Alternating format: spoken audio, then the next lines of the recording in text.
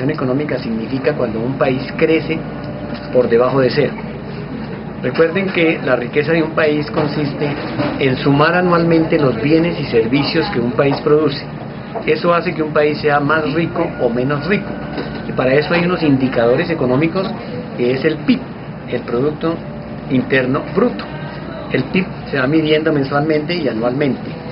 Cuando el crecimiento de un país, el PIB de un país, crece sobre cero, digamos, hay crecimiento, no hay recesión. Cuando ese crecimiento de los bienes y servicios que produce un país va por debajo de cero, eso se llama recesión o crecimiento negativo. Eso significa que la economía se desacelera, que la economía se va deteniendo y que obviamente tiene unas implicaciones en el costo de vida, en la riqueza del país, en la generación de empleo, en la inflación. Todas las variables económicas van a verse afectadas porque el Producto Interno Bruto genere una recesión. Es decir, nuevamente repito, un crecimiento por debajo de cero.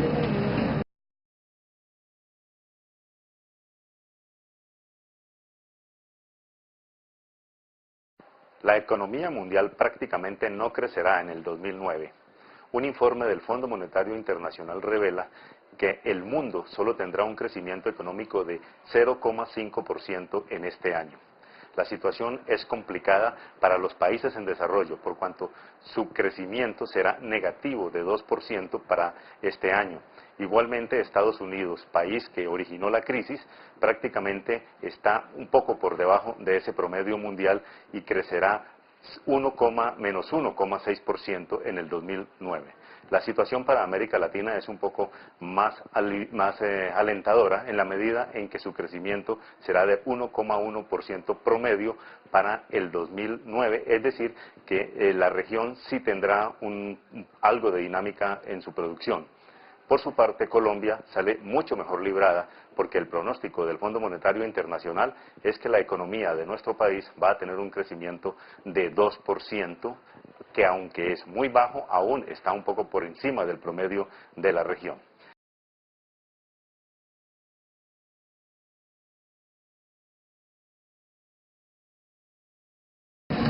La recesión económica, según el ministro de Hacienda y los gremios económicos, ya pasó la peor parte.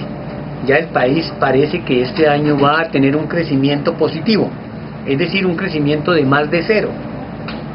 Así sea 0,5 o 1%, técnicamente, como dicen los entendidos y los sabios del Ministerio de Hacienda y de Planeación, ya no habría recesión, ya comenzaríamos un proceso de crecimiento económico lento, pero por encima de cero.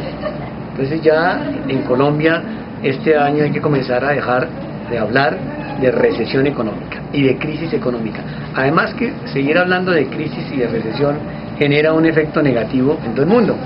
Entonces hay que comenzar a pensar en positivo y pensar que el indicador económico ya salió de menos cero y de cero y comenzó a crecer.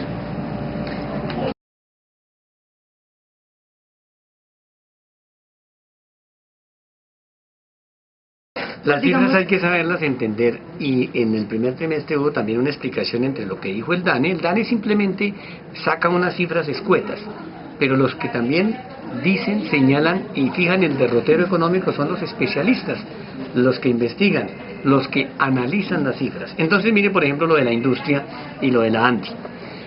Si por ejemplo en el primer trimestre Colombia en el sector industrial tuvo un crecimiento negativo de menos 6,2 y en el segundo trimestre tuvo un crecimiento de menos 4,2, fíjense que ambos crecimientos son negativos, pero no es lo mismo menos 6 que menos 4. Si en el primer trimestre estábamos menos 6 y en el segundo menos 4, significa que de todas maneras hemos crecido. Mire, de aquí más abajo hemos subido un poquito. Eso significa que el proceso de crisis y el proceso de desaceleración económica, lo mismo que el proceso del crecimiento del PIB, va subiendo. Lo malo sería que la industria estuviera en menos 6 y pasara a menos 10, a menos 15, como pasó en periodos anteriores.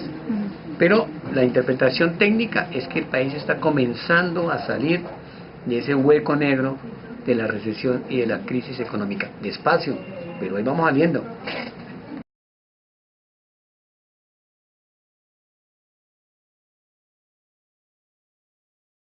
Indudablemente la crisis económica colombiana es el coletazo, es el resultado de la crisis económica mundial, y la crisis económica mundial que se originó en parte con el problema inmobiliario de los Estados Unidos, con la burbuja inmobiliaria, con la quiebra de las entidades financieras y con la caída del dólar.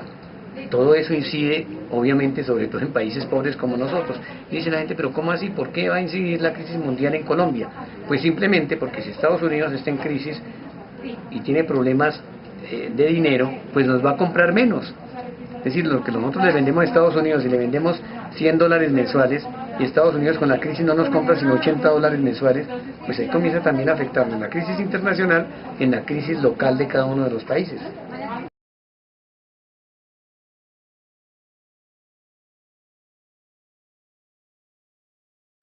Bueno, digamos que las estrategias de los economistas, cada 8 días en los periódicos, y los analistas y los presidentes de los gremios dan soluciones y salidas. Usted sabe que el mundo de la economía es un mundo de percepciones. Es un mundo que hoy puede aplicarse una fórmula y mañana otro. Por eso el Banco de la República en una época sube las tasas y en otra época las baja.